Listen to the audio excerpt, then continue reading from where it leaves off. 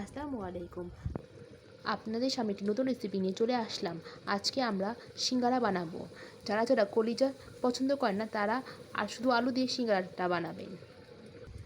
সিঙ্গারার পুরের জন্য প্রথমে একটু তেল দিয়ে নিলাম।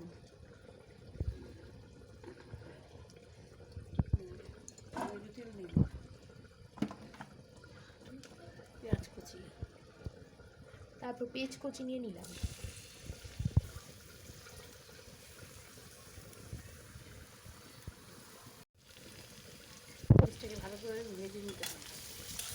পেঁয়াজটাকে ভালোভাবে ভেজে নিতে হবে। তারপর অর্ধেক চামচ লবণ দিয়ে নিলাম।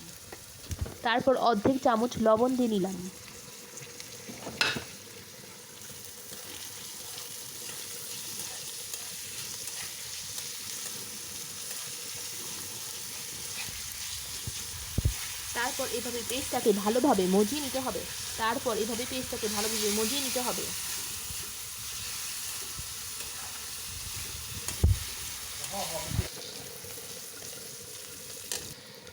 সামান্য পরিমাণ আদা রসুনের পেস্ট,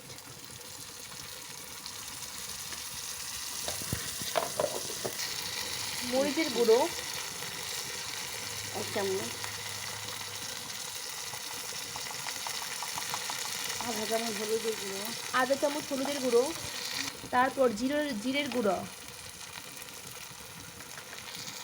ধনিয়ার গুঁড়া দিতে হবে। তারপর এগুলো ভালোভাবে মিশাতে হবে। তারপর পানি দিয়ে নিতে হবে। পানি দিয়ে এভাবে ভালোভাবে নেড়ে চেড়ে নিতে হবে। তারপর 2টা এলাচ দিয়ে নিতে হবে, দিতে হবে। তারপর এগুলোকে ভালোভাবে নেড়ে চেড়ে নিতে হবে যাতে আর আদা রসুনের গন্ধটা না থাকে। এই যে এভাবে নাড়াচাড়া করতে হবে, তা না হলে আদা রসুনের একটা গন্ধ আসবে আর খেতে অনেক বিশ্রী লাগবে।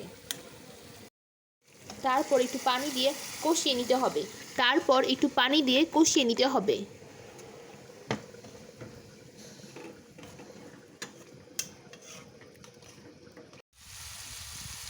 পেঁয়াজের বাগারের কালার চলে আসছে। এখন আমরা আলুগুলা দিয়ে দিব। এই যে এভাবে আস্তে আস্তে আলুগুলা দিয়ে দিতে হবে। তারপর এভাবে নেড়ে চেড়ে দিতে হবে। নেড়ে চেড়ে দেওয়ার পর ঢাকনা দিয়ে ঢেকে দিতে হবে। আলু সিদ্ধ হওয়ার আগ পর্যন্ত এভাবে ঢেকে রাখতে হবে, তা না হলে আলুগুলো ভালোভাবে সিদ্ধ হবে না। আলুগুলো সিদ্ধ হয়ে যাওয়ার পর কলিজিগুলো ঢেলে নিতে হবে। এগুলো হচ্ছে মুরগির কলিজি।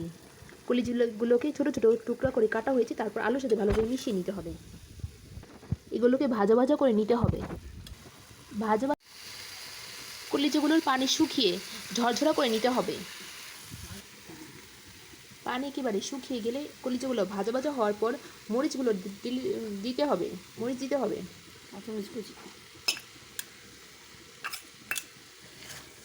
তারপর ভালোভাবে এগুলো নাড়াচাড়া দিয়ে মিশিয়ে নিতে হবে। হালকাভাবে নাড়াচাড়া দিতে হবে, তা না হলে বেশি ঝাল হয়ে যাবে। দেখেন কালার কি সুন্দর হয়েছে।